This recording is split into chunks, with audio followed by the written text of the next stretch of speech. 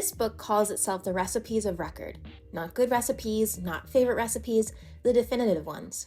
150 years of New York Times deciding what Americans should eat, and these are the ones that survived. So I picked 5 of them, and one of the recipes of record got beaten by the comment section. This is the essential New York Times Cookbook 10th Anniversary Edition, over 1,000 pages, over 1,000 recipes, and one very uncomfortable question about whether you should buy it at all. Let's get into it. If you're new here, I score everything on outcome and CPR. Outcome is a scale of 1 to 10, and it's how good the meal actually was, and CPR is cussing per recipe, how difficult the meal was to actually make. I made 5 recipes, and I want to walk you through what happened with each one, because the results were not what I expected. First up, the strawberry shortcake. Full disclosure, this is not my first time with this recipe. I've made it about 7 times now. It is a thing my family requests at every single cookout. I do not get to show up empty-handed anymore.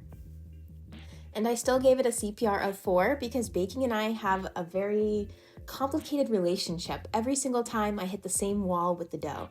It never looks hydrated enough. I'm standing there staring at what looks like a bowl of loose flour clumps, convinced that I have ruined it, convinced that this batch is where my luck runs out. It never is. The biscuits always come out perfect every time, tender, sturdy enough to hold up under the weight of the berries, and worth every second of my panic. 2 notes if you want to make it. First, when you brush the biscuits with butter, I highly recommend sprinkling a little sugar on top. It is a tiny move and it gives them just a slightly elevated finish, a little crackle and shine you wouldn't get otherwise. Secondly, you can pull back on the sugar for the strawberries. The recipe calls for more than the fruit actually needs, especially if you're working with berries that are already in season and sweet on their own. For outcome, this was a 10 out of 10, a perfect score, and I do not hand those out, but this is a dish that is a knockout. Next, the breaded chicken breast with Parmesan cheese. This had a CPR of 2, easy, pound, bread, cook. Nothing here is going to challenge you. And here's the thing, it came out perfectly. Technically, this recipe works, the chicken was cooked right, the breading did what breading does. I have no complaints about the execution. I just have nothing to say about it. It was a chicken cutlet, that is a whole review. What actually disappointed me was the tarragon. I saw the tarragon in the ingredients list and I got excited because I thought this was gonna kind of take me somewhere unexpected, some flavor I was not, seeing and have not used before. It did not. It just sat there. And compared to how I normally season a cutlet, paprika, garlic powder, onion powder, salt and pepper, this felt under-seasoned. My own version has more going on than the recipe of record. So I give this an outcome of 6. This is the risk of a book like this. Some of these dishes are here because they mattered historically, not because they're the best version you can cook today. Then the book turned around and won me back completely. Miso Chicken, CPR of 1. That is the lowest score I can give. This recipe asked almost nothing of me. And this was my very first time ever cooking with miso. I had never tried it before, which meant I had no idea what it was doing and no reference point as to whether I was doing it right. When I mixed up the rub, there were still visible pieces of butter in it. I was fully convinced that I had messed it up. Maybe I did, maybe I should have mixed it a little bit better, but it went on the chicken thighs, it went in the oven, and it came out sweet, salty, funky, and caramelized. That combination is now living rent-free in my head. If you've been curious about miso and have not pulled the trigger, this is your point of entry. For outcome, I give this a 9. This is the ratio every home cook is chasing, minimum effort, maximum payoff.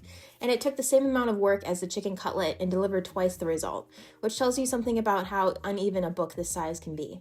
Next, the salty sweet peanut butter Sandies. This had a CPR of 2, straightforward, creaming method, no shaping, no chilling, you scoop and bake. And the texture on these is the whole point. They start crumbly, exactly like the name promises, and then they sort of melt in your mouth. That transition is what makes them dangerous. These are crazy addictive. I kept reaching for one and another one and another one, and at no point did I make a conscious decision to do that. I just kept reaching and reaching and reaching. The salt and sugar topping, it gives them that crunch on the surface against the sandiness underneath. My one complaint is proportions. The topping recipe makes way more than you actually need for the number of cookies you get. I just had a pile of sugar and salt left over and nowhere to put it. So I'd say scale it down or plan on making a second batch. This had an outcome of 7, a cookie I could not stop eating. But it is hard to compete with a classic chocolate chip cookie for best cookie I've ever tasted, and that is the bar that these were up against. And I want to point out the head note here because it is doing something that most cookbooks do not bother with. It traces this recipe back to City Bakery in Manhattan. That is the thing this book does better than almost any book on my shelf. It has all these cook notes that go with every single recipe. If you did not grow up around here, the Jordan Marsh muffins originated from the Ritz-Carlton, and the muffin recipe was so famous that it kind of has outshined the hotel itself. So there is some real weight on this before you even preheat the oven. This is about my third time making them, but for the purposes of this review, I made them exactly as written, no adjustments, because that is the only fair way to score what is actually on the page.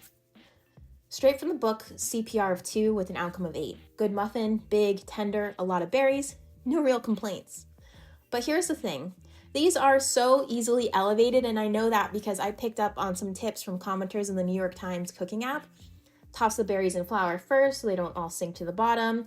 Add a tablespoon of lemon zest. Swap the milk for buttermilk. Do these things, and these are maybe a 9, maybe even a 10. Which is kind of the fascinating problem for a book like this. The recipe of record is an 8. The internet has already figured out how to make it a 10, and the book, for all its history and all its editorial rigor, does not tell you that. I really think that's the benefit of the New York Times cooking app. It's not even the recipes themselves, it's the comments from the commenters.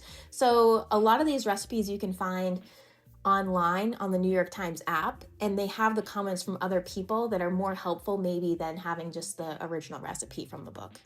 So let's talk about the book itself, because the recipes are only part of the story. And to understand this book, you have to understand who put it together, Amanda Hesser. She was a food reporter at the Times, where she wrote more than 750 stories, and she went on to become food editor of the New York Times Magazine. After she left the Times, she co-founded Food 52, which won a James Beard Award for Publication of the Year. She also had a cameo as herself in Julie and Julia. That matters here because this book is not somebody handing you their favorite recipes. This is a person who spent years inside that newsroom going back and forth through 150 years of archives and deciding what earned a place. One note, in the interest of giving you the full picture, her time at the Times was not without controversy. On 2 occasions, she reviewed favorably without disclosing a connection. The Times ran editors' notes on both. That is part of the record, and I would rather you hear it from me than find out later and wonder why I skipped it.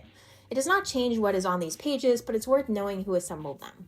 This is not a book you buy for the photography. It's light on pictures. If you want a glossy shot of every finished dish, this is definitely going to disappoint you. What it is packed with instead is history. There are food history timelines running through this thing.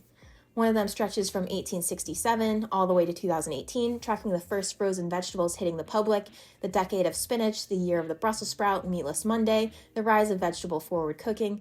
It is a food history course hiding inside a cookbook. And the recipes carry the same weight: dated cooking notes, attribution to the specific writers, chefs, and bakeries a recipe came from, revision history showing a dish changed over the years and why.